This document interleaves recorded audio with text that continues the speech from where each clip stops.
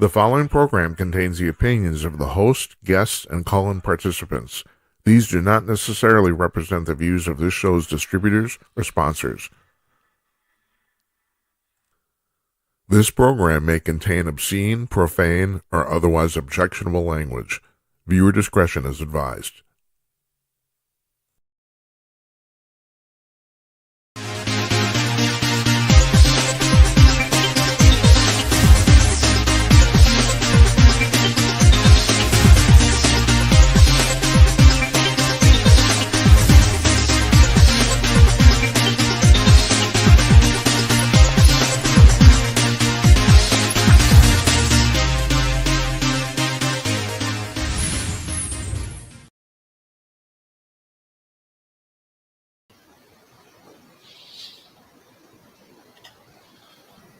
It helps if I turn my camera on.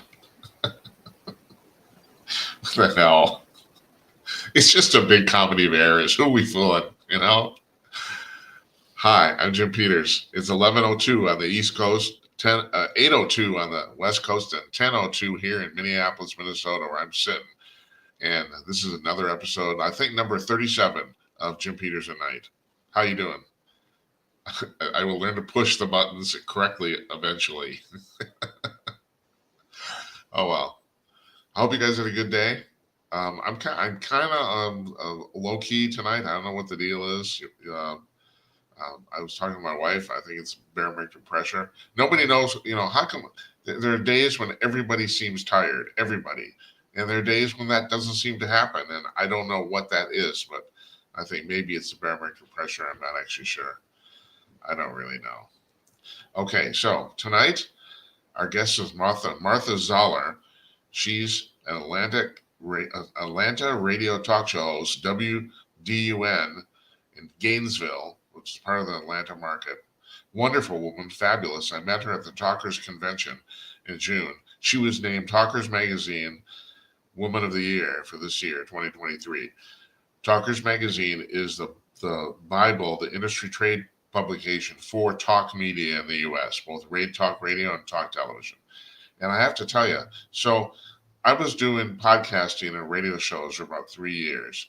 Nothing special, I don't know. I did it for my employer. And I had Michael Harrison, the publisher of Talkers Magazine and the founder of it. I asked him to be on my radio show, and he agreed, and which surprised me because he doesn't know me from Adam. And we had a very nice conversation. And next thing you know, I get an invitation to the Talkers Convention.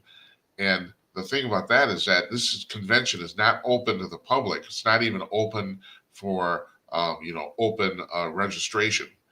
It's by an invitation only because they want to make sure everybody there is professionals. And apparently, I'm a professional. That was pretty cool.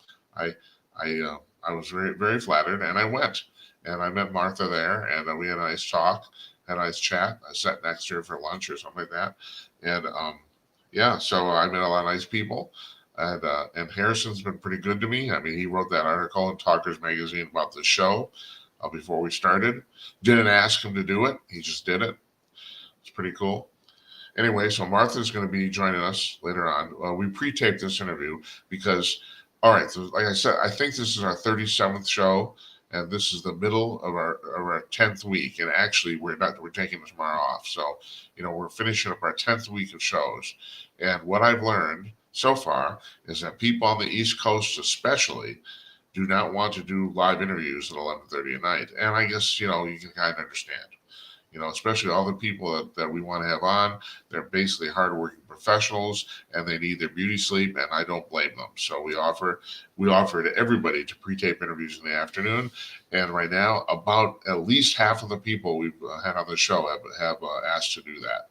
I mean, I don't know what the count is, but of the 37 shows we've done, we've had at least 2 dozen guests so far. Now you'll notice, and I'm going to read the list here in a second, we pretty much now, after 8 weeks, after 2 months on the air, we have pretty much now booked this. We have guests booked up basically 2 weeks at a time. And that's basically where I wanted it. And so I'm very happy about that. I'm trying to stay on top of things to entertain you, the viewer. You are the viewer. So, like I said, tonight, Martha Zoller. Tomorrow, we're taking tomorrow off. I got a bunch of work. I'm not even getting into it. A bunch of work I accomplished. Monday, Larry Newman, bail bondsman, joined us. Now this is the same Larry Newman, if you watch the show regularly, that comes on as a Bigfoot investigator. Same guy, but his daytime job, his real job, he's a bail bondsman, and he's going to talk about cashless bail in the United States. And God knows he has some strong opinions on this. So, and he's a great guy. I mean, he was on my radio shows previously. I bet three dozen times at least. So, great guy, great guest. That's Monday. Tuesday, Eddie Scary, who's very famous from Fox News and other news outlets. He's an author. He's coming on. We're going to talk mostly about his book, Liberal Misery, because he aligns with my theory that book aligns with my theory that the difference between conservatives and liberals is not actually political. It has to do with personality types. And that he wrote a book about it. It's a great book. Wednesday, Jeff Meyer, CEO of Calling News, he's going to be joining us. He always has something interesting to say. I think we have a guest booked for Thursday, but I haven't confirmed it, so I'm not going to talk about that. Now I'm going back to the following week, October 30th. I'm taking the 30th off Monday because I have another dental appointment. Now I had a dental appointment on a Tuesday about 3 weeks ago, I think it was, and I debated whether I should take it off, and I did, and I'm glad I did because this appointment is also in the late afternoon as that one was. And I could have basically, but 10 o'clock rolled around, I still couldn't really talk. So I'm really glad I did that. So we're doing that again, especially because on Halloween, now I'm just putting this together. We're going to have a big bang up show. We're going to run some advertisements on Rumble for this, all sorts of crap. We want you to call in with your costume on. And I'm going to have a bunch of people here, some of the regulars and stuff. We're all going to be in costume, and yeah, we're going to do this. It's good. I'm calling it. I'm serious. I'm calling it the Halloween bullshit show because we're not going to talk about anything important whatsoever. Matter of fact, I'm actually going to encourage the panelists to drink. It's going to be 11:30, 10:30 at night wherever they are, and all the kiddies have stopped Halloween trick or treating. So the adults are coming. And we've got our booze. And I want to, you can put this on your calendar. I want you to call up with your costume and, give us crap or whatever you want to do. We're not going to talk about anything the least bit important. It's the Halloween bullshit show. That's what it is. That's on Halloween. And that fills out this month, believe it or not. So what happened today? Before that, I'm talking about you calling. So you see this right here, jimandnight.com/call. Now, the thing is, that's not the instructions for you to call in. You actually have to go to that webpage to click a button to call in. That's what you got to do. And this is the reason we got that article in Talkers Magazine in July is because this is apparently, we're the first talk show in America to take video phone calls. So you click that button, you can end up in a preview screen where you can check your camera and mic or choose them if you have a multiple choice. And then you click the join button on the bottom, and you're in the queue, and I will put you on the air. Now, if you don't want your face on the screen, and I'm starting to realize a lot of people don't, because you're all trolling bastards. That's why. Everyone on the internet wants to be anonymous. Okay, fine. I'm not fighting this. I think you're all whatever. If you don't want your face on the screen, on the pull down where you choose your camera, you can choose no video, and that will mute your camera. Now you can't mute your mic. We got to at least hear what you have to say. If you do mute your picture, I do appreciate it. I'd appreciate a lot if that gives you the option to upload an avatar or photograph to represent you on the screen. And since this is a visual medium, and I was talking to Martha, and I was talking to the King brothers. We got a lot of nice feedback on their interview last night. It was very cool. Robbie and David, who host that talk show out of their garage in Palo Alto, California. I've been doing this now for 10 weeks, like I said, 2.5 months. I'm starting to realize more and more. Here's an analogy. When I was in my early 20s, I worked in Canada, and I'm an American citizen. I worked in Thunder Bay, Ontario, and I got a job there. And I'm thinking, well, it's like they speak English. It's like the 51st state of America. The longer I was there, the more I realized it was a foreign country. It's hard to explain because it's really subtle, but I did. By the time I was there for a year, by the time I left, I might as well have been in Switzerland if you ask me. And the thing about doing this, you'd think, oh Jesus, it's a radio show with a TV picture. It isn't. I have a hard time explaining this. This is neither radio nor television. And it's really, really weird. Now, I don't know if you ever watch Dana Lash on like the First TV or on Twitter or something. So she does a radio show. It's syndicated. She's very successful. She's very talented. The woman does a fantastic show. And they have a video feed. They have her on camera. She doesn't really address the camera hardly ever, and she goes out of her way. If you listen to her show on the radio, she goes out of her way to make certain everyone knows it's a radio show with a video feed. You know, so she has her cameras there, and apparently her husband and they have their directors. They do a. She has the best video feed of any radio show in America. My opinion. She has a little set. She has multiple cameras. They do a very, very good job. Still, it's a radio show with a video feed, and that's not what this is. And that's what I thought we were going to end up doing. And I can't really explain the difference. Although one of the differences, I address the camera constantly. At some point, I'm doing interviews, and people have asked me, Jim, why don't you look in the camera when you're doing the interviews? You're always looking down. Yeah, I'm looking at the monitor. I want to see how the person I'm interviewing is reacting. Now right now I have nothing to look at, so I might as well look at you, right? Okay. But if I have another person I'm talking to, I want to see them because to me, the interview is based on the back and forth of what they say and how they react. So that's the way I do this.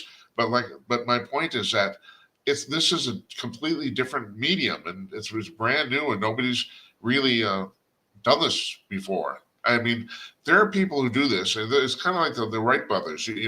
There's a lot of debate on whether the Wright brothers actually were the first people who actually flew powered flight.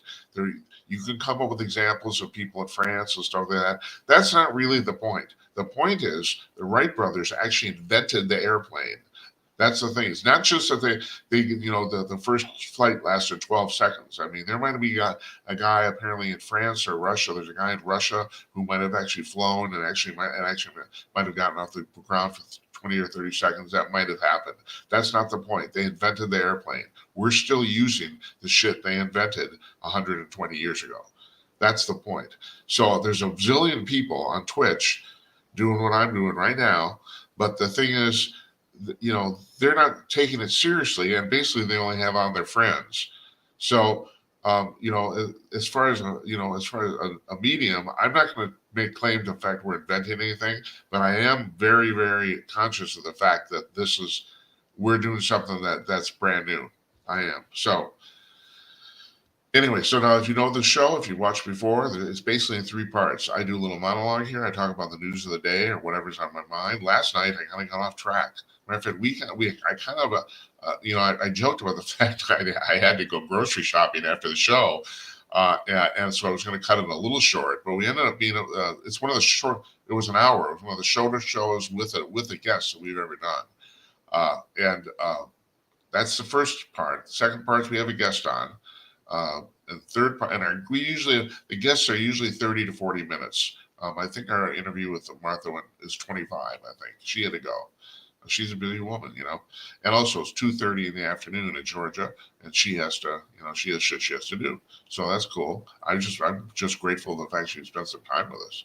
And the third part of this show, it's generally like scientific UFO paranormal news, and I have some of that tonight, mostly because I had a full show rundown last night, and I basically abandoned it. So why? Because I had to talk about love or something. I don't know. But love is important, and my parting thought last night. I will start with this right now. Love your family, and try to love your family even if you don't agree with them or don't get along with them, because the love and collectiveness of your family trumps almost anything else in the world can throw at you. That's my story. I'm sticking to it. So what happened today? Well, what happened last night while we were on the air? I think a hospital in Gaza City got bombed. About 500 people died, and really the terrible thing, like I mentioned last night, I think we did talk about this on at the opening last night too, because I think it just happened.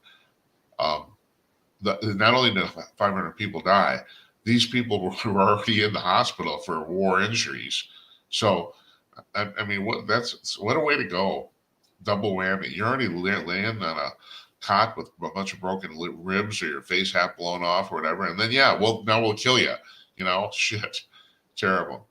Anyway, so that happened yesterday, and Israel was getting bombed or blamed for this attack, and not only did they refute that, they actually came up with very credible evidence. I mean, now it is. First of all, I want to believe Hamas anyway, and a lot of people in the media have been saying this too. These people, they just lie. That's all they've been doing forever. They lie about everything. They use uh, their own uh, people as human shields. The Israelis helped them put in some infrastructure for water to get water into Gaza, and they took the pipes and they made bomb launchers out of them. They don't care about their people. They don't. All they care about is beating the crap out of Israel. Well, not the people, and it's true. People said I'm not trying to stand up for Hamas here at all. There's a difference between the Palestinian people and Hamas. Now, they elected Hamas in 2005 or 2006. I can't remember. They haven't had an election since. Basically, Hamas has become a dictatorship. So you wonder, how do they get out of that? Well, unfortunately, the only way they can get out of that is revolt. But they don't care about their people, and so they're saying Israel bombed the hospital. Why would you believe them? And so today Israel came up with a whole bunch of credible evidence, and especially an audio recording of communication between Hamas members, where one of them is explaining to the other one that we accidentally dropped a bomb on the hospital. So, yeah, you can fake that, you can, but it's difficult, it's time consuming, and we know they didn't have to. That's all there's to it. There's a bunch of other evidence too, the way the bomb blew up. And here's the amazing thing. And one of the IDF defense ministers has said this. About a third of the missiles launched from Gaza toward Israel fell on Gaza. About a third of them didn't work, misfired, because they're basically using homemade shit. They're using those aforementioned water pipes to launch bombs. Well, I mean, I hate to say it, but I think Israel has better bombs than that. So so what else happened? Biden went over there today, and I really gotta have to comment on this. I'm not the only. He looked terrible. He gave a press conference with Netanyahu, and he basically couldn't talk. I mean, I'm surprised this hasn't made the news more. It's the worst I've ever seen him. He stumbled around. He went on an Air Force One.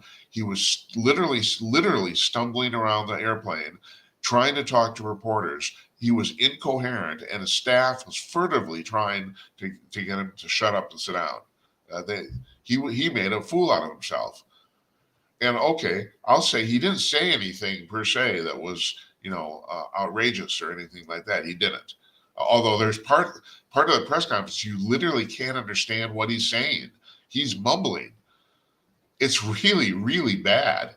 And the press, I don't know if the press is covering this up, but they're kind of like skirting it over. Even Fox News, the only place that really mentioned this on Fox News today was on the 5. They talked about this. Gutfeld, he's talking about this all the time.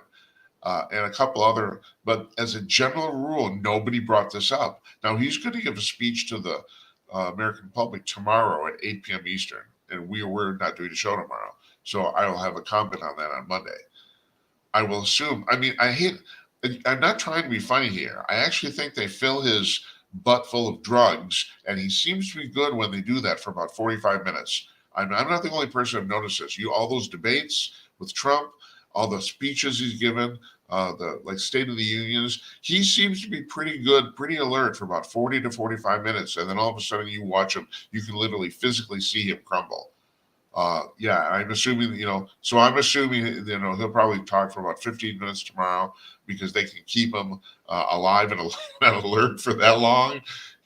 This is really terrible. Now I've said, if you ask me, and you're asking me because you're watching, the entire Biden administration has been a complete total disaster, except for one thing. So far, and I want to emphasize, so far, they have not fucked up the war in Ukraine. They haven't. Now, I'm still waiting for them to do this. And so I would say today, as of what's going on the last 10 days, 2 weeks, as far as like Israel and Hamas, so far they have not fucked this up. They haven't. You can quibble about what they're doing, all that sort of shit, but they have not fucked it up. I'm still waiting for them to do that. And also, this is the important point here, and I think everyone should remember this. This whole thing's happening because they perceive the United States as being weak. That's the reason. That's the reason all this shit's happening. So now they're talking about a second front on the war in the north. If that happens, we might be looking at World War III. I'm saying it straight out. I mean, and if that happens, like I said, even if they don't fuck up their reaction to it, it's happening because of their incompetence. So you got to keep that in mind. All right, I got some other stuff here too. Looking at my list, I got a list. I got a little list. I use a little program here, and it keeps track of stuff. I do have to mention this too. I'd actually. So a bunch of protesters showed up at the Capitol today, protesting for Palestine and against Israel, led by Representative Rashida Tlaib. So, this is a part. At some point, maybe I will get my shit together and here start running clips of stuff. Although it's very difficult because we have to license them, and so I don't want it's a much bigger pain in the ass than just actually running the video on the screen. It is. But she was, Breitbart described her, here's the actual quote that Breitbart used, I'm quoting Breitbart, described her as sobbing and hysterical. And that's exactly what she was. She's talking to these people through a microphone, and she is screaming and crying, and she's nuts. She's nuts. And on top of that, she's wrong. She was still, well after it was determined that Israel did not actually launch this bomb that blew up the hospital, she was insisting that they did. And so I saw a tweet here, and then they entered the Capitol, the protesters, about 100 of them. It wasn't anywhere like January 6th per se, but here's the difference. Somebody said straight out, if you're a Republican and you enter the Capitol, you're an insurrectionist, and if you're a Democrat and enter the Capitol, you're a protester. That's the difference. Now, most of these people were led away by the Capitol Police. They were. Eventually, they gathered in the rotunda. I think it was Statuary Hall. I couldn't quite tell. And yeah, they eventually got led away. And like somebody on Fox News said, are they going to get actually charged? No, they won't get charged. They'll get thrown into jail for a couple hours and they'll let them. No, it's not nothing to happen. So unlike the people who went to went January 6th, who the guy who the Capitol Police maintained was a mastermind of January 6th. He's been sentenced to 20 years in prison, and this is the amazing thing, folks. He wasn't even there. He wasn't there, and he got scheduled. He got sentenced to 20 years in prison. He did not show up, and he got sentenced to 20 years in prison. But if you're protesting for Palestine, that's fine. We'll just let you out. Whatever.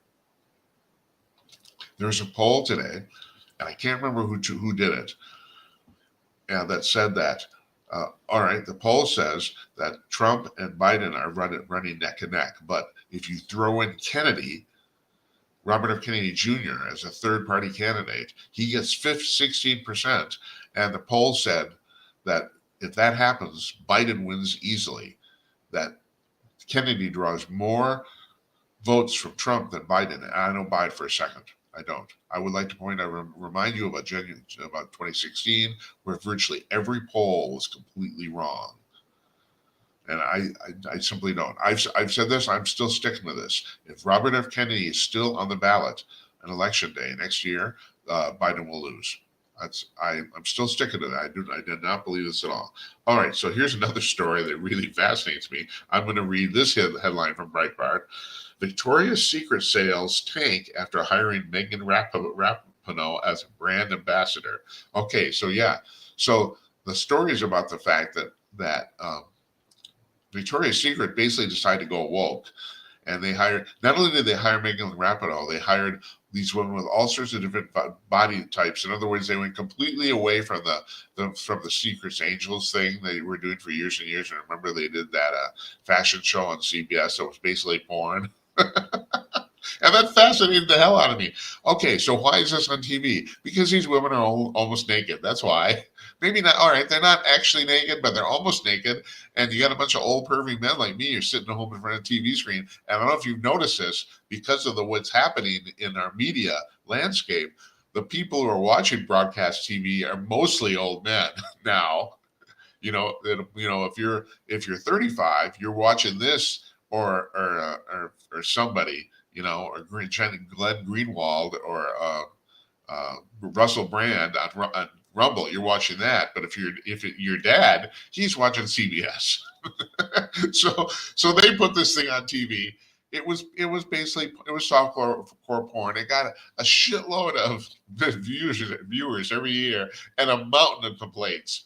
It's like apparently I read that the last year they ran it, which was I think 3 years ago, 4 years ago, or something like that. The FCC was deluged with complaints about this. How dare they put this spot on television? I don't know why I'm laughing because it fascinates me. It really does, and I don't mind. I'm fine with it. You want to put naked girls on TV? I'm fine with it. I'll watch. So anyway, they stopped doing that because they thought. I have a quote here from this article because it's really amazing. This was the quote. The brand's efforts to promote inclusivity gained favorable reviews from online critics, but never translated into sales. No shit. What the hell are you thinking? It's like, I don't, this is the part I don't understand from a purely commercial point of view. All these companies do this, Bud Light, Disney, they all do this, and their sales tank, and they wonder why. And I'll tell you why. It's simple. I can wrap this up in 2 seconds. You've ignored your core audience. You just went against your core audience. Bud Light, who drinks Bud Light? Working class men, middle-aged men in the United States. And not only that, everyone who drinks beer knows, the beers are pretty good. Bud Light's pretty good, but there's at least half a dozen other light beers and are basically just as good. They might not taste exactly the same, but they get the job done, right? So it's very, very easy to go to the liquor store or the grocery store and not buy a case of Bud Light. It's very easy. And apparently they forgot this, And so Victoria's Secret's decided they're going to sell lingerie. I'm going to be perfectly blunt here, and you can call me a sexist bastard. They decided they're going to sell lingerie by featuring fat chicks. No, it's not going to work because every woman it's an aspirational thing. You want to look like Giselle Bundchen. In your mind, you think if I wear that, I might even not look that good, but I can look better. That's the idea. It's all aspirational stuff. I'm not. This is not a sexist thing. This is just marketing. It's the same with Victoria's Secret as it is with Bud Light and Disney. And now Disney. This was in the news the other day too. Disney says that they're going to that in response to the fact that the visits to their theme parks are tanking, they're gonna raise the rates 21%. So am I the only person putting this out? So you're having trouble getting to the people to the theme parks, and your solution for this is to raise the rates. No, it's not going to work. Now, there's a caveat here. If Disney does have some obsessive fans, and they're not kids, they're adults. I think it's nuts. I know a lot of other people think it's nuts. I got a good friend of mine who loves going to Disney. God bless her. As a matter of fact, she's going next week. Okay, fine. I think it's crazy. But the thing is, those people are out there, and they're very, very passionate about their Disney experiences. Those people keep on going. They will keep on going no matter what Disney charges. So you could make an argument since you got a core audience that does not care about the actual price of the ticket or how much this experience costs them, you're going to get them anyway. So maybe you might actually make up for the sales by raising the price. This is a different thing from the Bud Light or the Victoria's Secret thing, because now you're not ignoring your core audience. Now maybe you're pissing them off a little bit, but the fact of the matter is you're not really ignoring them. You're not putting the middle finger into their face. You're not. So that might actually work for them, but still, you stop and think about it. Well, that's a unique solution for a problem about or not people showing up. I don't know if you follow this. Disney's stock has tanked like in the last 5 years. It's gone down like 60, 70%, if I'm right. I mean, it was like a high of $200. Like the last I heard, it's 80. It might even be less now. I don't even know. That's because almost every movie they put out in the last 2 years has bombed. Almost every one. And a lot of people say John Nolte on Breitbart, he's a huge movie fan. He's basically the movie critic. He says, well, if you're going to stick in, I don't know what movie it is because I don't go to any of these. I completely lost track of the Star Wars thing years ago. Don't give a shit. Here's my deal on this. Now, I'm old enough to remember. I went to the premiere of Star Wars in 1977. How old would I have been? 23. I was 23. I'm a fucking old man. And and everyone who went got completely blown away because you have to understand this. First of all, there's no CGI to speak of, but all the special effects in every movies up to that point was cheesy and unbelievable. Okay, so you just accepted it because that was the best they could do. It was the first movie where they actually seemed to portray realistically people flying around in space. And I still remember this. And I watched Star Wars, the original Star Wars, which is called Episode 4 now, I think. But the original one I watched on late night TV about 2 years ago or something like that. But this is what I was taken by. The special effects still hold up. That was a really amazing thing. It still looks gorgeous. Other than that, it's a really bad movie. And people made fun of George Lucas's inability to write dialogue for years and years and years. But no, he can't. I gotta say, it's kind of, his goal there was to do a really classy, like after B matinee movie type thing that he remembered for his youth. And that is actually kind of what it is. It's a really classy movie version of those bad movies. It's still a bad movie, Now, I never saw Episode 5, The Empire Strikes Back. I never saw it but everyone says that's by far the best Star Wars movie ever. So I've never seen it.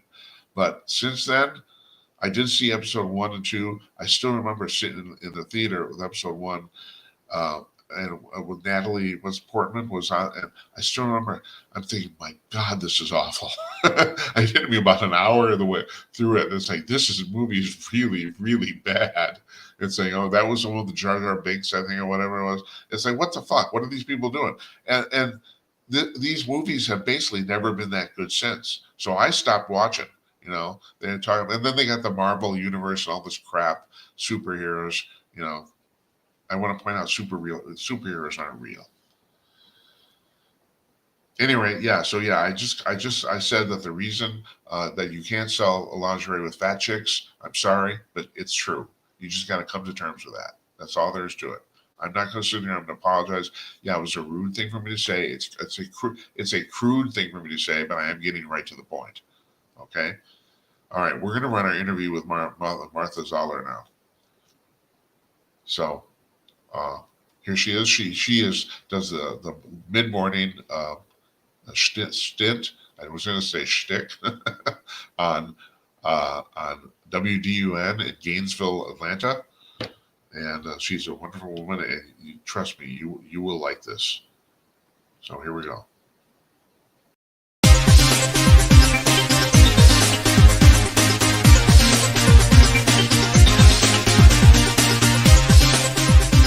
Joining us from Gainesville, Georgia, the beautiful and immensely talented Martha Zoller. How you doing, Martha? Great. It's good to be with you. Yes, nice to see you again. We met at the Talkers Convention in June. You were named Talkers Magazine's Woman of the Year for 2023. Pretty big honor. I do have a question. So, the actual award is called the Judy Jarvis Memorial Award for Outstanding Achievement in Talk Media by a Woman. Who's Judy Jarvis? Judy Jarvis was one of the pioneers of our business. I mean, she was one and have her own radio show, and she really broke, kind of broke the glass ceiling on that one. So it was a person to live up to. That's pretty cool. Okay, so here's my first question. Did you come out of the womb as a conservative? There's a lot of people who didn't, especially women. What's your timeline on that? Well, I think I've always been conservative, but I grew up in the South, and until the 1980s, you really didn't have an opportunity to vote if you voted Republican, meaning that were a lot of races that didn't have Republicans. Southern Democrats were more conservative than the rest of the Democrats. And so I voted Democrat mostly until about 1988. And I was having this feeling that I was a conservative and I was a Republican because I had moved into Newt Gingrich's district, and I had started thinking, wow, my values really don't fit with this. But at that time, the Democratic convention was in Atlanta. And so I'm sort of a find out from the inside kind of person. So I volunteered for the Democratic convention in Atlanta. And ironically, because I had an American made car and I was a woman, I got to drive Kitty Dukakis, who was the wife of the nominee, who ended up being the nominee in 1988. Yeah. And so I got to be really inside in the whole workings of that Democratic convention. And at the end of it, it was a great experience. Don't get me wrong. But at the end of it, I was like, I don't fit here. I am not I don't believe these things. I don't hate people that are successful. At a 27-year-old, I was 27 at the time. And if you're thinking that these people they just want to go after people who are successful. I want to be successful one day. I don't line up with these values. That's And really then cool. later I got married and got pregnant and saw my first sonogram. And at that moment, I was never really pro-choice, but I didn't think it was any of my business. And Mhm. then when I saw that first sonogram and the heart beating in that little tadpole, I realized I had been wrong in not caring about that issue. And so that's kind of where that came from. And then I started listening to talk radio. And from that, I started being a caller. And then from that, I ended up with a radio career. So, I was kind of asleep politically in 1988. So even then, you thought the Democrats were against achievement or Yes. success? Huh. Yes. And the other thing is, so you're talking about what you referring back to what you're talking about. You're referring to what they used to call blue dog Democrats, right? Right. Conservative What happened with that? They kind of went Well, away, didn't they? yeah, they switched parties or they ended up, at this point dying. I mean, they weren't around anymore. What originally started is Lyndon Johnson was part of that group initially. And then he, in 1958, realized that if Democrats did not get the black vote, because up until that point, blacks were voting mostly Republican because Republicans were the party of freeing the slaves. So in 1958, he started really, recruiting black votes. And by 1960 and John Kennedy, African Americans were voting overwhelmingly Democrat. They went from voting Republican when they could vote. I mean, granted, there were lots of problems with black folks voting in the South and other places, but it was just one of those things. And really, when you go back and you look, I listened to John Kennedy's inaugural address a lot because I think that first of all, he couldn't get elected in the Democratic Party today because he No, was a low tax that's correct. He couldn't. immigration. He was stricter on that. He talked about in his first inaugural address about caring for our hemisphere. And you think about, had he not died, and if we had put more focus on South America and Central America and developing their economies, would we not be in a better place today? I mean, for a minute, we shifted the textile industry to Central America, but then we went to China almost immediately. And, I was a buyer at the time at Riches. So I was part of one of the people or the groups of people that were doing business with China in the beginning. And China was always the worst to do business with. Even back then, they were just cheap. And all we wanted was cheap goods. And we have paid a very high price for low prices. I'm skipping ahead here. Do you think Biden's on the take with China? I think that he is compromised as it relates to China, Ukraine, and Romania. Those are three countries that it appears that he has taken, money from, Yeah. and I do believe he's compromised. I don't know how involved he was in any of the decisions, and that's going to come out. Okay, but there is no doubt in my mind that the things that are happening today would not be happening under a different administration. I know that former President Trump likes to say it's him, but I just think it's because Biden is compromised. It doesn't matter who the person would be. There wouldn't be as many problems today if it wasn't Joe Biden. All right. You brought up Donald Trump. When in doing research for this interview, I came across an article on Yahoo News where you were quoted about the fact that you used to be a Trump supporter and aren't anymore. But before we talk about that, I want to tell you, I was interviewed. I went to New York City. I was on a panel on Yahoo News on their streaming service in 2014, 9 years ago. The interesting thing about being in that building is it was right off Bryant Park. I don't know where it is now. Other than the receptionist, I didn't see a single person in that building over the age of 35. It was basically like a college campus. It was unbelievable. And the woman who interviewed me, she's basically a beauty queen, and she did not give a rip about the subject. I mean, I can't tell you how bad an experience this was. But regarding the article itself, so where do you stand on Mr. Trump right now? Well, I voted for him twice. I gave money to him in the last election.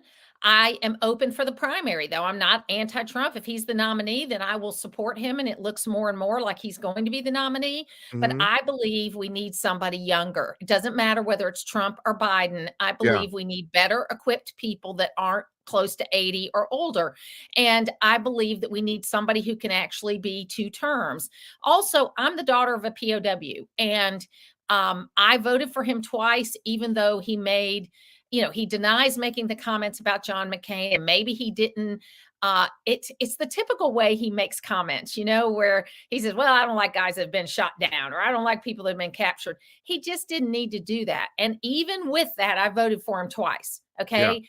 Even though my dad was the POW, I just don't want the chaos anymore. I'm one of those suburban and exurban women who vote Republican, who are looking. And it's not because I'm pro choice, because I'm not. It's that I don't like the dialogue. Now, if he's the nominee, and one thing I appreciate about the former president is he had an interview with Brett Baer where he was asked this question that I just posed. You've got these suburban and exurban women who don't like your style, okay, and think you need to be less confrontational. What should you do to get those folks back? And he answered it, I think, the most honest answer he ever gave. He said, I know I need to be less controversial, and I'm paraphrasing a little bit, but I just can't do it. So at least he's honest about that. I mean, Yeah. I can handle that. My dad was a New Yorker. I know that from the minute he came from Staten Island to Manhattan and started doing real estate deals, he has been fighting. Okay. He's been fighting. Huh, So great. I get his good qualities. All right. I get his good qualities. I just think we need somebody different, like a DeSantis or a Haley or Tim Scott. And even though I know the average Trump supporter hates Chris Christie, but what I love about Chris Christie is he knows he has no chance, but he is willing to burn the house down to say what he thinks is the right thing to say. So it's a lot of fun watching him. I'm a paranoid conspiracy theorist, so you tell me what you think about this. My theory is that somebody is paying Chris Christie to run for president because It's possible. his only platform seems to be bashing Trump. He seems to have no other ideas at all, and that just seems kind of weird to me. So you ran for Congress, and you're way more connected politically than I am. Oh, first of all, I have to ask you this. So I'm in Minneapolis. You're in Gainesville, Georgia. And Gainesville, your WDUN is actually part of the Atlanta market, right? Even though you're about Well, 50. yeah, I mean, more or less, yes. Yeah. It's a clear channel signal, is it? Yes, we do during the day. Yeah. So right. So they hear you in Atlanta, right? Right. Yeah, and of course they listen because you're wonderful. You know that. Thank you. Okay, so oh, now I lost my train of thought because I'm 68 years old. It's really terrible. All right, the Jesus. Okay, what were we talking about? You were talking about in Atlanta, Oh, Minneapolis. I oh don't yeah, know where you were yeah. going with that. So right, so I'm in flyover country, and I have to admit, I spent a lot of time in my life, and especially in New York and LA. I lived in LA. I've spent a lot of my time in Washington D.C. For what I do, I actually like being here. I think I get a different perspective of all of the country from all these other places. Do you feel that too, being in Georgia? Oh, yeah, no doubt about it. I mean, look, I didn't move to New York or LA, and I probably would have gone farther in my career if I had, but I didn't do it because I had a family. And I didn't technology came along at the perfect time. I was one of the first people with a laptop. I was one of the first people, with a BlackBerry, remember those days? Yeah. And I would be able to be there for my children and do the show, and I had a great supportive family-owned station that sometimes if my kid got sick while I was on the air, one of the salespeople would go and pick them up. I mean, it is just a really great opportunity. And I've been able to build this career from where I am. And I think it's better than being somebody from New York or LA, because we live in the real world where we got to make real decisions. Right, and the other thing is, I mean, Martha, you're unique. If you went to New York or LA, you'd just be another talking head on another, network cable channel. I mean, they're all alike. That's what bothers me is they're completely replaceable. You can stick a B guy in there instead of A guy, and you get the same result. You know Absolutely. that There was one time, that the one and only time in all the television appearances that I've done that I took the side that the host wanted me to take, and it was Bill O'Reilly. And at that time, the O'Reilly Factor was the number one show on cable news, and to be able to be on that show was a big step. And it was something to do with Haiti. I don't even remember what it is. All I remember is how awkward it was to have to take a position that I didn't really agree with in order to be on that show. And so I vowed to never do it again. And I give my own opinion. I don't listen to news all day. I read a lot. I try to make up my own mind, and I am at the core of it a conservative, and I come to it from a conservative perspective. But for example, like with what's going on with the Speaker of the House right now, we've got to get a speaker in there. And people who, whether it's Jim Jordan or somebody else, people who support whoever ends up getting to be speaker, if they do not understand that with a 4-seat majority, you are going to be negotiating with moderates and with Democrats to get things done, then they don't understand. And if they're going to throw out every speaker that negotiates, whether you like it or not, I didn't like everything Kevin McCarthy did, but I kind of believe, like I think it was Chip Roy who ended up voting against him. But Chip Roy said, you don't throw out the coach in the fourth quarter. Okay. And so I think that we've got to understand that, yes, I want a very conservative speaker, but I also live in the real world where I know that that very conservative speaker has 4 votes to work with. right. Okay. And so sometimes that means he's going to have to negotiate with people we don't like. I totally agree with you. My basic opinion is that McCarthy did as good a job as anybody could have done under the circumstances. That's what I Yes. think. Also, there's just a matter of timing too. It's like and I'm not even talking about this as a Israeli thing. Even before this happened, this was not a good time to pull this sort of stunt. That's what I think. You know, and I Yep. understand. I have there's a regular guest out on the show now named Jeff Meyer, and he's really, his thing is, well, Gates and that gang, they really want to get the budget under control, and he's made a really good point about the fact that it doesn't matter when you pull the band-aid off, it's going to hurt. But and he's right, he has a point. But the thing is too, it's just like you have to take timing into account, and you're absolutely right. You got four-seat majority. You have to be realistic, and if you're going to be unrealistic, well, then it's bullshit. And then what are we doing? Well, and you got Matt. I'm glad you mentioned Matt Gaetz, but he had a deal that was an 8% cut, and he got his 21 people to vote against it. Yeah, And then then he had to negotiate with Democrats to be able to get it done. right. So it's like he set him up to fail, and then he did this recall or whatever you call it, to vacate the seat, and it just was wrong. And Matt Gaetz has been very quiet in the last 2 weeks, That's other true. than sending out fundraising letters. Right. I think he realizes he made a big mistake. Now, Jim Jordan didn't get there again today.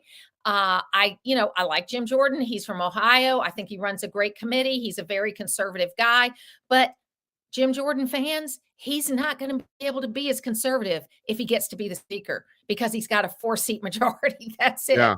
There's also another thing I consider too, and that is he's the head of the oversight committee right now, and he's really, really good at this. And I hate to Yes. say this because this happens to people all the time.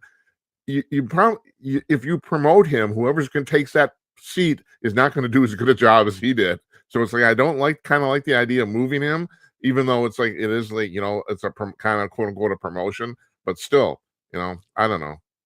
Well, and it's the shoulda, coulda, woulda. I mean, in Georgia, Doug Collins stepped out to run for Senate, and he's no longer in the Congress.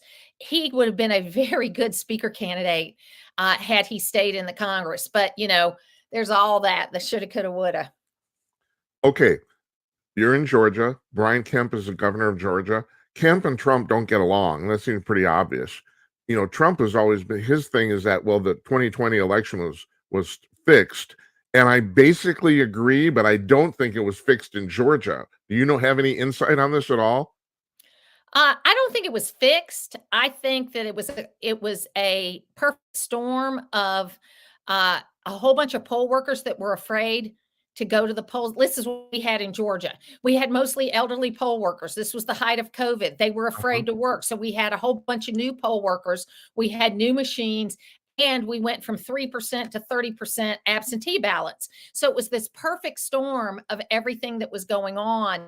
But I do think that I think our elections are messy. You can go back. I mean, I'm a geek when it comes to this. The 1896 election was questioned. The 1919 election was questioned. The I don't think you were alive then. was questioned. We have had elections. This is not unique. What happened? Yes, that's true. It's that's just true. the most that it's what we remember in our lifetime. Right. Okay. Correct. But ironically, the last time this happened in 2000, we ended up with a terrorist attack 8 or 9 months later because our eye was off the ball because we were fighting about the election. Now we did the same thing in 2020, and we had the terrible withdrawal from Afghanistan, and now we had an attack on Israel that was a terrorist attack. Martha, when we take our eye off the ball, freedom-loving people, then bad things happen. You're brilliant. I never put that together. I didn't. You're absolutely right. That's absolutely true. And I just want to, for brevity, I said rigged. I don't think there was any well, I shouldn't say this. I do think there was some actual cheating regarding the vote count in certain places. But as a general rule, it was rigged in the sense that the rules were changed obsessively because of COVID. In many cases, illegally. There's at least 20. No, it's true. At least 17 states where the unconstitutional. They used emergency health care rules to do things. Right, and they weren't authorized to do that. And so, yeah, it was a perfect storm for them to be able to do, and then COVID was bullshit, but whatever. And the wonderful thing about what I do here, Martha, is I can swear. No. Yes, hello. I'm still always thinking about the AC. Say again, what was that? I'm always thinking about the FCC. Yeah, I don't have to. I don't have to do that. And I don't. All right, you started at WDUN as you got your original gig as calling in, right? Yes, I did. Yeah. So how did that happen? And I was calling in, and the guys that ran the station thought it was interesting that I had been a Democrat and now, that worked on Dukakis's campaign, and now I was a Republican. And so they invited me in to do a little local segment. People liked me, and I started doing more and more and more. And then I left WDUN and went to Cox Radio. And then from there, I went on and worked for a senator and a governor. So anyway. Hey, have you ever wondered about this? And as far as I can tell, I've looked and looked. Nobody's ever done a survey on this. I'd really be curious to know how many conservatives are former liberals. I think at least half. Oh, a lot in the South. A lot in the South.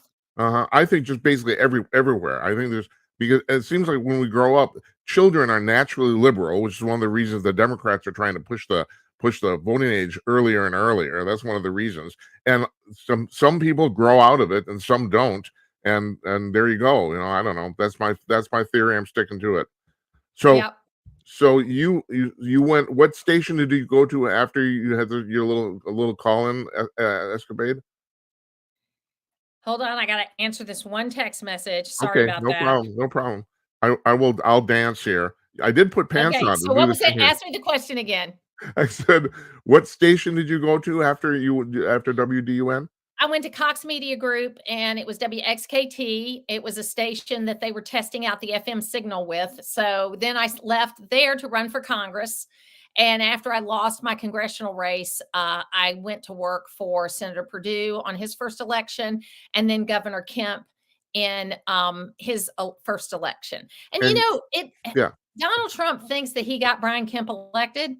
In fact, he did help with the primary, no doubt about it. Mhm. In the general, we only won by 50,000 votes. Okay.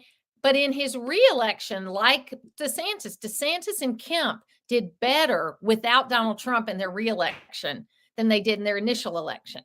So, look, the governor has said he will vote for Donald Trump, and he will because his one and single goal in 2024 is to prove that Georgia is not a purple state. Yeah. Okay. That's what his single goal is. He's raising money, he's campaigning all around. He doesn't have an election, but Mhm. he's campaigning and he is trying to get the vote out. And Kelly Loeffler, what I love about what our people did here in Georgia is they did not take their ball and go home. They have invested in getting the vote out and showing that we are a conservative state. And our 2022 election was very conservative. Martha, I don't know a single person who's a Trump supporter, and I count myself, I'm a Trump supporter, that doesn't think Donald talks smack a lot of the time. I mean, the shit that comes out of his mouth, and you referenced it earlier, and I find this really interesting because I think the single worst thing Donald Trump said in the entire 2016 campaign is that John McCain is a loser. And I swear to God, Trump lays in bed at night staring at the ceiling and says, why the hell did I say that? Because it ended up costing him the whole Obamacare vote, you know? It's like it came back to bite him in the ass. Not only that, it was a really, really rude thing to say. The guy spent 5 years in a prisoner war camp. I mean, shit, it was And you awful. may not agree with him. You may not agree with him, but not only that, because he was an admiral's son, they offered to Yeah, let him go early and he that's said right. no. He said And he's no. yes. I mean, he's an honorable person. He was an honorable person, and it was just wrong, especially coming from a guy that didn't serve.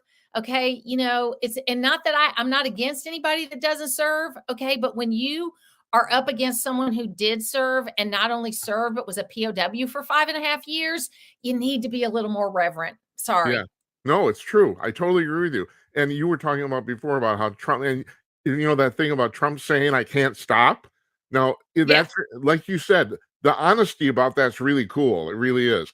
But he can't, and so he can't stop. And half the shit that comes out of his mouth is just crap. I mean, you have to let it go. But on the whole, it's worked for him. On the whole, I It mean, has. the McCain thing is like the worst example of not working. But Trump he's an entrepreneur, and the way entrepreneurs think is you keep doing something and it keeps working, and until it Look, doesn't work, and then you stop. and I've got to wrap up. I'm sorry, Yeah, Jim, no, because I no, got people I know waiting you at my do. door. But Yeah, let me tell you, he is a real estate guy, which means he doesn't mind leveraging. That's how real estate people do. So I don't have a problem, but he did. If you're a debt guy, he got us more debt than Obama did. I mean, the one thing he never talks about is the budget. Okay. And so, what I'd like to see from him, if he ends up being the nominee, is don't just talk about cutting taxes. Talk about how you're going to get this budget under control. And then you might win back somebody like me. yeah. I always assumed he would address that in a second term, but it's true. In the campaign, he never did address it. I'm going to let you go, Martha. I really appreciate you being on. I hope you join us again. Thank you. And it's marthazoller.com for everything Martha Zoller. I'm going to put links up to all your stuff on our blog. So, Thank you okay. very much. It was Thanks, great to talk Martha. to you. Yeah, you take care. We'll see you soon.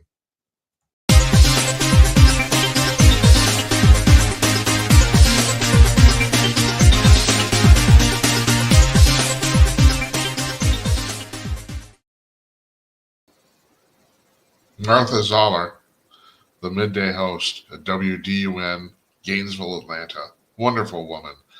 In my generation, when I was younger, that we would refer to her as a pistol. But I'm an old fart. So and just saying that just made me think of this. A friend of mine said that, well, your gig is kind of like Tom Snyder. Now, you went watching this, dear viewer, you probably don't remember or know who Tom Snyder is. Tom Snyder hosted a show on NBC after the Tonight Show in oh God, it would have been 19, not 82, because that's when Letterman started. It was in the 70s. It might have been 72, 74, called Tomorrow. The show was done without an audience, and it was basic, and it was kind of a lot like this show. Kind of Snyder would do a monologue to the camera, no audience, although he would make jokes and his crew would laugh, and then he would interview people. It was simple, really. But the guy was, I don't know. You can watch clips on YouTube. He was kind of idiosyncratic. That's a better way to put it. And yes, I am aware of the fact that I am kind of like him. My friend said, "Well, you should call yourself Tom Snyder Jr." Maybe I should. And my friend also looked. He said Tom Snyder would be 89 years old and was alive now. I'm not quite 89. Anyway, thanks to Martha for joining us there. I do hope she comes back. I'd like to see her. I mean, needless to say, it helps if you're a talk show host if you have no trouble talking. It does. Okay, so part 3. Now it's part 3, and now we're going to go on to the paranormal news, and this is what we got. I got 2 things here. Here's a headline from Breitbart. AI runs amok. Researchers discovered that ChatGTP can figure out everything about you from simple conversations. Yeah, this is making the rounds here, and it's very true. Supposedly you talk to ChatGTP, and it will ask you like just simple social conversation BS, like what's the weather like and how are you feeling, that sort of thing, and it can end up surmising an enormous amount of stuff about you. And this just means, since I pasted this into my show notes, since then, in the last 12 hours, article, I can't remember where I saw it, about the fact that Facebook is going to be using ChatGTP for this very reason, to target advertising. And you have to understand this. This is the reason I bring this up. Facebook doesn't need any help. Facebook is the best advertising medium ever devised. Why? Because you give Facebook all your freaking data. That's why you do it. You do it voluntarily. What's your favorite movies? What's your favorite TV shows? What's your favorite albums? And you talk about that, and you put it in your profile, and now Facebook knows every fucking thing about you. It's like they're the last people that actually need this. So the fact they're going to be using it, they're just going to refine this even more. I mean, Facebook can already surmise, like, just by your entertainment preferences, whether you're a Republican or a Democrat. They can guess with uncanny skill, with data that has nothing to do with politics. It's really amazing. This gets back to the thing about Eddie Scarry being on the show next Tuesday. That's what his book is about. It's called Liberal Misery, and it's about the fact that he surmised, as I do too, that the difference between Democrats and Republicans is not so much political, but it's personality. It's a personality type. You got 2 distinct personality types. And so ChatGTP can figure that shit out. And aren't you happy that you got all your crap on Facebook? Yeah, I would like to point out, like I'm just some big freaking know-it-all here, but still, I will put this out, that other than this show, I have no data on social media whatsoever. You won't find me. I'm not around. Now, one of the reasons you won't find me is because I was on the internet, the web, way, way before anybody else. If you go back 25, 27 years, in the early 1990s, I was posting all over the place. But they were only like, in 1995, April 1995 is when Yahoo moved from Stanford University to yahoo.com. Before that, it was a Stanford University website. And I always measure or take that move in April 1995 as the start of the commercial internet. It really wasn't, but if you got to draw a line somewhere, that's the best place to draw a line. In April 1995, there were about 400 or 500 commercial websites on the internet. Yeah, you heard me right, 500. Now there's billions. Matter of fact, I think I heard a statistic. There's 500 million new websites added every day or something like that. You know, unbelievable.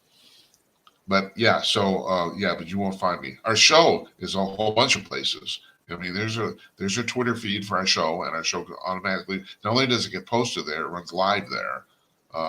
There's 7 different places the show runs live, plus Spreaker Audio, where the audio runs live, audio only runs live. There's that too. So yeah, but myself personally, I don't post, and I don't post it on our show timelines either. I do not post. I've been thinking about doing it. I don't know, like I need another thing to do, you know. And my friend says to me, "My God, that's a really tough job you have. You're working like 4 or 5 hours a day." Yeah, yeah, it's true. All right, so I got one more thing. I should have brought this up too. You can call me now. If you want to call me, gemini.com/call. You leave a text or voicemail. You call 408-458-5088. 408-458-5088. You can remember that in your sleep. So you can either text me at that number, or you can call and leave a 30-second voicemail. And I think I figured out how to deal with these voicemails. I think I have. I was talking last night about the fact that so far I don't, because everything on the freaking web is geared toward video, and this is a video show. I've not really figured out how to upload the audio only, but I think I figured it out today. So I'm going to work on that this weekend. So maybe I'll have some audio to play for you on Monday. Okay, so second thing in our paranormal news is I'm going to just read this. This is from mysteriousuniverse.org. Um, UFO researcher Jeremy Corbell, famous guy, you've seen him on all these shows, said that many military personnel have seen UFOs, often report that the ship's exterior appeared to display signs of both intelligence and vivacity, as if it were a living skin. Corbell thinks these ships may be so integrated with biological elements that they could be a different life form, where the distinction between machine and biological entity is blurred, thus requiring the use of caution when dealing with what could be a cybernetic organism functioning as an autonomous AI being. Now that was kind of a little bit of jargon in there, but the point is, there's a lot of people who've seen the UFOs who actually think just to sum that up in a sentence, they think the UFO itself, the actual machine, is actually alive. That's what they think. Now you think about this: if you were able to, if you have 100 or 1 million years of technology on us, that's probably simple. You know, I just get back to the fact I pointed this out a couple nights ago. We've only had electricity for 150 years. You've only had your iPhone for 16, 17 years. We've only had computers for all practical purposes since the 1980s for 40 years. So just you give us even 200 years, and it's amazing what we're going to be able to do. It's just amazing. I've said this, made this prediction. I won't live to see it unless I live as long as my mother. So maybe I will. I don't know. My mother's 99 and still alive. She was on the show last week. That we will be flying faster than the speed of light by the end of the century. That's my prediction. And so now it's interesting. I was talking about the fact that I thought Star Wars was bullshit in the Star Trek universe, not Star Wars, Star Trek. In the Star Trek universe, what's the guy's name? It was Pike, not Zebulon Pike, or was that his name? Now that's the name of a real explorer, I think. But at any rate, Pike was the first person on Earth to fly faster than the speed of light. He did it in 2050 in the timeline of that show. And I think we might end up to being around that. I think that might happen. I pointed this out the other day too. And that is when, oh God, what's the name of the guy who flew faster than the speed of sound? Chuck Yeager. Yeah, Chuck Yeager. When he did that, they weren't certain. And when I mean they, I'm talking about scientists, everybody, weren't even certain it would be possible. There are a lot of people who thought, well, your ship will break up. Your plane will break up before you pass the speed of sound. And the amazing thing is that several people tried it before Yeager, and that's exactly what happened. So, and Yeager barely busted it. Now, the thing is, if you're in an airplane and you bust the sound barrier, a whole bunch of shit happens on both the inside and the outside. It's very obvious when you do this, if you're flying in the airplane, in the craft. So he knew he did, and the thing is, he barely did it. So he just cracked the sound barrier, and then he pulled back for the first time. But yeah, but several people died trying.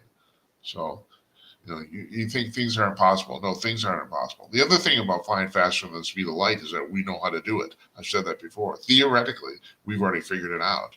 The problem is it takes an enormous amount of energy. That's the problem. Uh, I've heard that even a small two-seater aircraft that's like maybe 30 feet in diameter, even that you need more electricity than is generated on the entire planet to fly faster than the speed of light. Just and so you're wondering, well, Jim, we're never going to have that kind of power. Yeah, we'll have it. We'll have it. Now, Robert Lazar, the guy who originally said he worked at Area 51 on UFOs, this is back in 1989. You can find this on YouTube if you're looking. There in 1992. Well, he didn't. They posted 92 because YouTube didn't exist.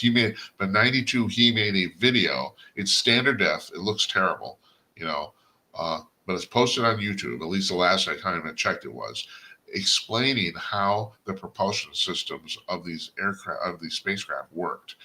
And at the time, he was vilified by the physics community. They said, "Well, this is all bullshit." Even Stan Friedman, who died a few years ago, who was for many years certainly the premier UFO researcher on the planet, partly because he was a working nuclear physicist.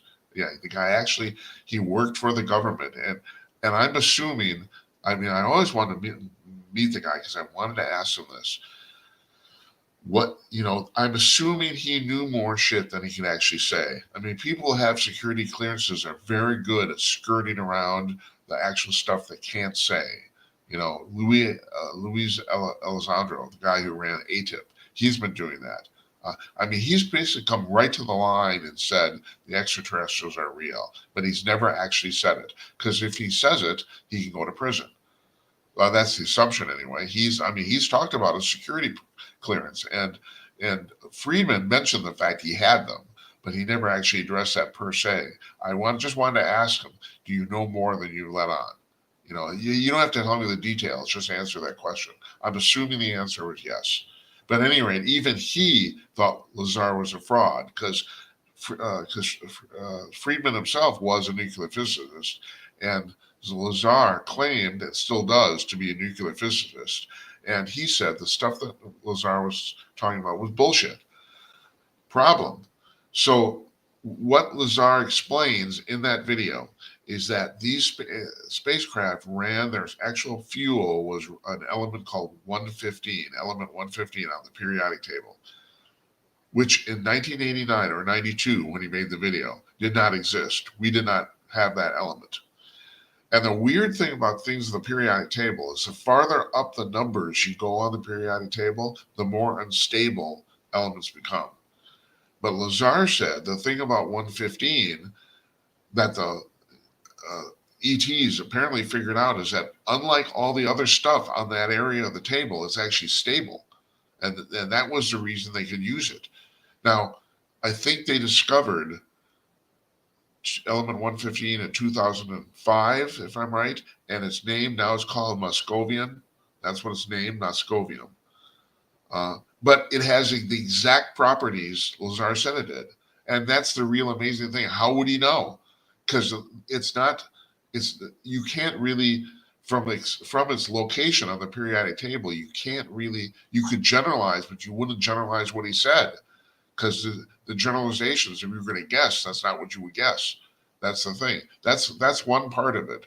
So he says that this the engine for these things is about the size of a washing machine. He said basically, or a very large microwave oven, and it works because they take element 115 and they turn it into element 116, and then they run antimatter through that element. Now we can't even do that. We know what antimatter is. That's it. We can't. I think in CERN or something, maybe they've bothered to make a few molecules of it or something like that. But for all practical purposes, we're not even close to being able to do that shit. But he said this small device and the thing is, and antimatter, you think a nuclear bomb is powerful? Antimatter is like nuts. You can blow up the universe. And so he said it was contained in this machine and the machine had to be perfectly spheroid on the inside to contain the reaction. And what happened is they would basically uh, pair matter and antimatter one molecule at a time. And that was enough to create a ridiculous amount of electricity. I mean, and this is the problem. And I'm not the only person who talked about this. Richard, what's his name? Dolan, the author, he's talked about this all the time. This is the crime of the whole UFO phenomena. If that's real, if what Lazar said is real, we could power the whole planet off something like this and forever with no pollution whatsoever. That's the actual real problem here. These people, when I'm talking about these people, I'm talking about clandestine members of the military, and there probably aren't a lot of them. The thing is, everyone talks about, well, the government. Well, I'll tell you, the government, there's 4 million people in the United States who work for the federal government, and that's not even including the military. These are civilians. I was just reading about, this was in the show rundown for tonight. I never got around to it in the first part, about the fact that the Department of Health and Human Services is now mandating that everybody use their personal pronouns, because they want to make certain everybody feels, oh, geez, let me read this for you. It's just stupid shit. It's like, here, this is Andrea Palm, the Secretary of Health and Human Services. So she's a cabinet member person.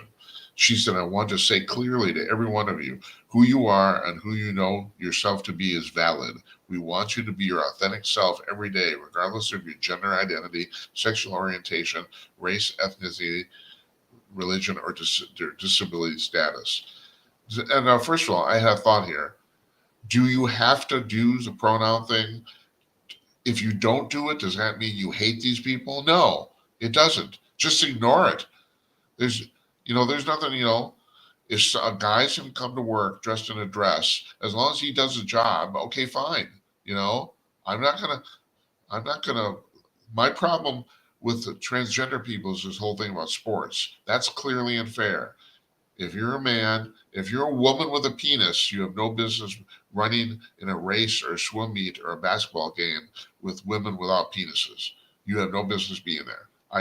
And that's because of the way the male and human biological bodies are built. That's the reason. But if you're trying, any other job, I don't care. I don't give a crap, But the thing is, the thing was buried in this story, and I have to say, so I did last night's show.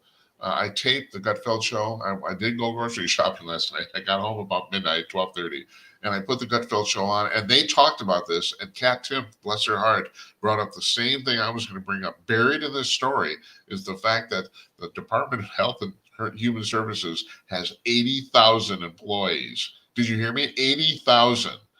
So we talk about the quote unquote the government. The government is fucking enormous. It's huge.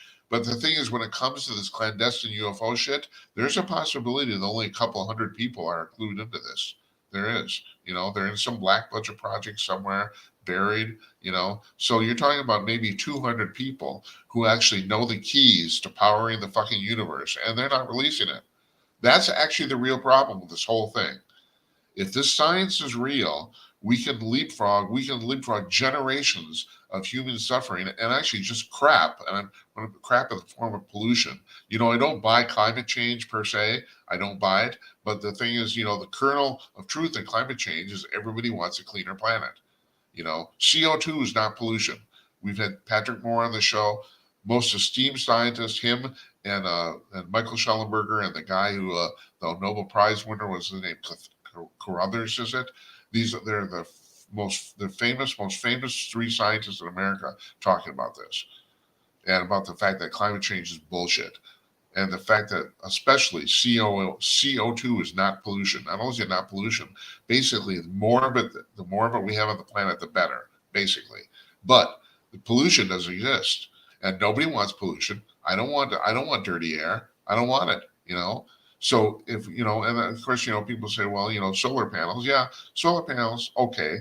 Jeff Myers talking about the fact that the crap you need to make solar panels is actually kind of disgusting. It is. That's not a pollution-free thing there, totally. The windmills, that's complete crap, total crap. You're not going to generate enough electricity to counter all the millions of birds that get killed and all the inefficiencies of these stupid machines turning around. It's like we're in the Netherlands in 1600. It's bullshit. But I don't want pollution. I don't. You have a coal plant, there's pollution. They talk about clean coal. Clean coal is basically bullshit. It basically doesn't exist. They cleaned it up a little bit, nothing major, but I don't want pollution. So if you can power like every home on Earth with a reactor basically the size of a washing machine, oh fuck, sign us up. And it wouldn't cost, it's so cost efficient. Nobody would basically have to pay for it, and that's that, folks, ladies and germs. That's the real crime of the whole UFO phenomena. That right there, that we might actually have this technology. Somebody sitting in some warehouse or some lab somewhere, and 200 people know about it. And Dolan's been writing about this for years. He says the same thing. It's a secret society. There's a small group of people. He has estimated between 200 and 5,000. Yeah, that's probably right. I don't know what it would be in that range, but probably not more than 5,000 people who are basically living 200 years ahead of the rest of us. And they're not releasing it for all sorts of reasons. They don't think they should. The government doesn't, quote unquote, the government doesn't want them to, So at any rate, the reason, okay, I'm just backtracking that whole thing with Lazar. And that is nothing Lazar has said in that 1992 video has been proven to be false. Nothing. And so you do wonder, did this guy actually did know this shit? I've always been convinced that he did. George, the thing about Lazar, people said, well, people have he graduated from Cal Poly and that sort of stuff. People went to the two schools he went to. I can't remember the last one, where he got his physics degrees, and said there's no record of him being there. But George Knapp, the guy, the KLAS television reporter who found Lazar in the first place, he said he's talked to a bunch of people that went to school with Lazar and said, oh yeah, he was there. He was in class. It does seem that the government, who the fuck knows which part, is really good at erasing people's academic credentials if they have to. It does seem like that. So I believe Knapp, and I guess I believe Lazar. I think more and more every day, more and more people are saying that maybe there was something to this. I mean, when he came out with this stuff in the late 90s and late 80s and early 90s, there's a whole bunch of people who say it's just a crack, it's your crackpot. But no, I'm starting to think that maybe he isn't. Let me tell you one other thing. We'll end with this too. You know what else is I think may be real that for the longest time even I didn't think so, is that alien autopsy tape they showed in the late 1990s on Fox channel, on Fox on Fox broadcast. I don't know if you ever saw that. So it's a tape. Apparently, a guy named Ray Santilli said that a photographer who worked for the federal government sent him this film of this alien autopsy. Now, this has been so convoluted since then. What Santilli says now is that the film he gave Fox was not the actual film he was given. He said he watched that film once and it literally disintegrated in the film machine, in the projection machine, as it was going through. It was so old and brittle. And that does happen. I mean, I know that. It's like, I know that even audio tape, I'm mostly an audio guy. I know that there's what's a good example of this? I think it was the Beach Boys' Good Vibrations. The tape was so bad they could only run it through this machine one single time before they digitized it, because it literally disintegrated. The recording, the playback machine literally peeled the iron oxide off of the tape as it went through. So they had one chance to do it, and they got it, I guess. But still, that's pressure. Yeah, don't fuck this up. But anyway, so that's Santilli said that's what happened. He said he watched the film and it literally disintegrated in the process of watching it. So they took what very little was left, and he said they recreated it based on what he saw watching it and the very few frames left that actually worked, that didn't disintegrate. And he said they recreated it, and that's people what he gave Fox was not the real film, but a recreation of it. And here's the problem with that. At first, and I gotta admit, first I thought this. The first time I saw this film, I thought it was totally fake. I thought because also the way the camera angles cut in and out, it's like, I mean, I know this shit, it just didn't make any sense. And then I watched it a couple times since then, in the last 20, 25 years. And something occurred to me, and I'm not the only person that's thought of this too. That to create what's on that film would have cost somebody a shitload of money. A shitload. I don't think you could make that film. That film was like 20 minutes long. I don't think you could make that film now for less than $500,000 and probably pushing $1 million. Because this has been checked out. There's people who've done enormous, ridiculous, like obsessive research on this. Every single thing in the scene on the screen in that film is period accurate. Every single thing. There were people who thought that maybe there was a clock on the wall that wasn't. Turned out they were wrong. Somebody tracked it down.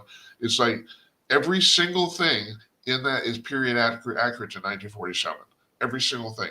So in Mad Men that took place in the 1960s, they had somebody on staff whose full-time job was just to make absolutely certain that everything that appeared on screen was historically accurate. There was this person's job, and they probably had a department. And then you have to track the shit down, and you have to find it. Santilli says he actually filmed that in his apartment. That's bullshit. Now, what's come out since then, and this was actually just really released recently, the film he actually did film in his apartment has been released, and it's hilariously bad. It's comical. It's laughably awful. Because it looks like somebody filmed a science fiction movie in somebody's apartment. That's what it looks like, and you think that.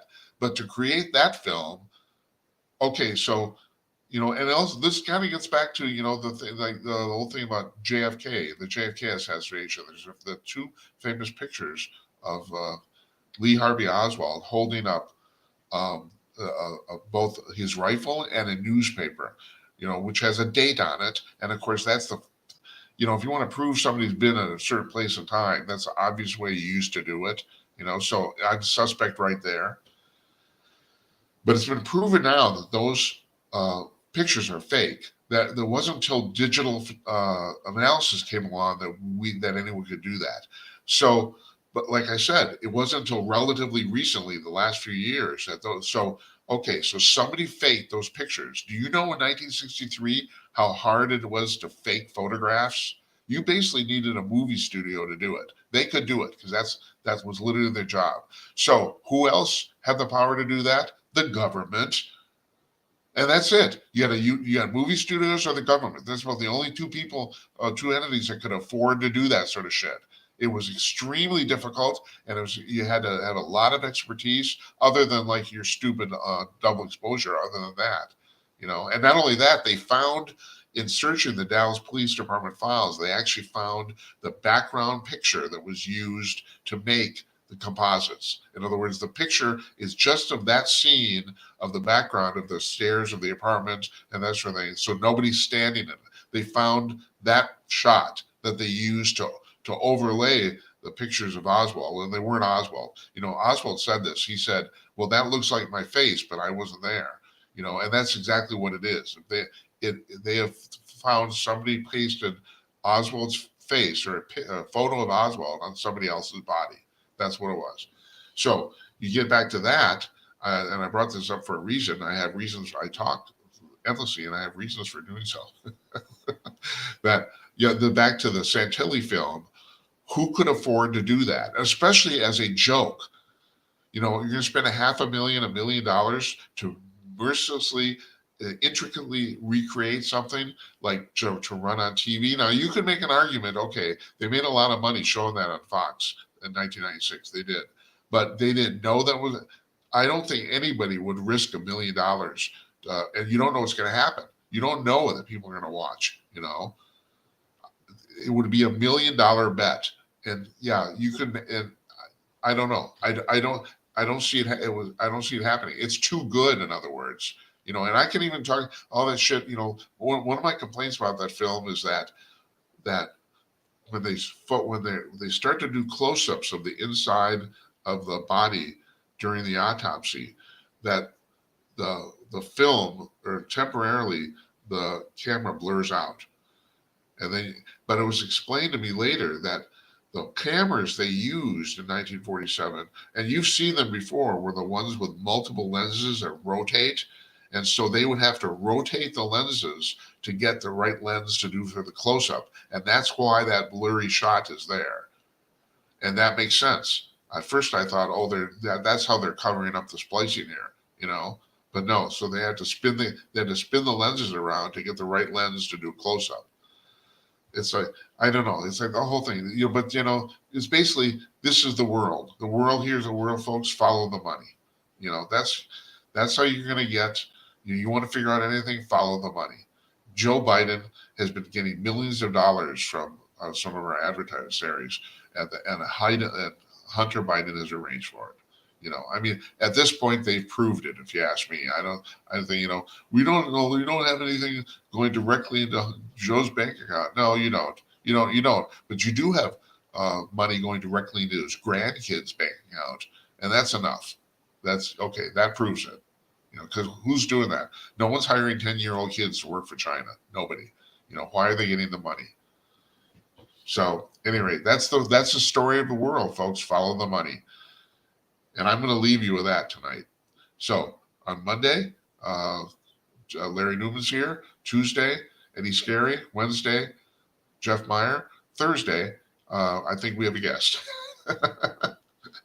I'll confirm that. You know, if you go to our blog at jimandknight.com, on the bottom of the front page, we list our upcoming guests and also the latest blog posts we have. Now, we'll be posting Martha Zoller's stuff on the blog, link to her website and her show page at WDUN and that sort of stuff. We'll do that. We do that for all our guests. Excuse me, pardon me. God, I almost pulled a swallow there. What the hell was I thinking? I want to thank you for watching and listening. And like I said, someday we'll come up with a name for this. I was talking to Michael Harrison, Doctor Magazine, a few weeks ago, and I said the best name I've come up to with kind of show is it's a vodcast. VOD is a video on demand, even though it's live, but still, as opposed to a podcast. It's certainly not a podcast. But anyway, thank you for watching very much. Good night, Esperanza. Good night, Uncle Donnie, and good night to you wherever you are. I'll see you. We're taking off tomorrow. We're off tomorrow, Thursday. I'll see you on Monday. You guys have a nice long weekend.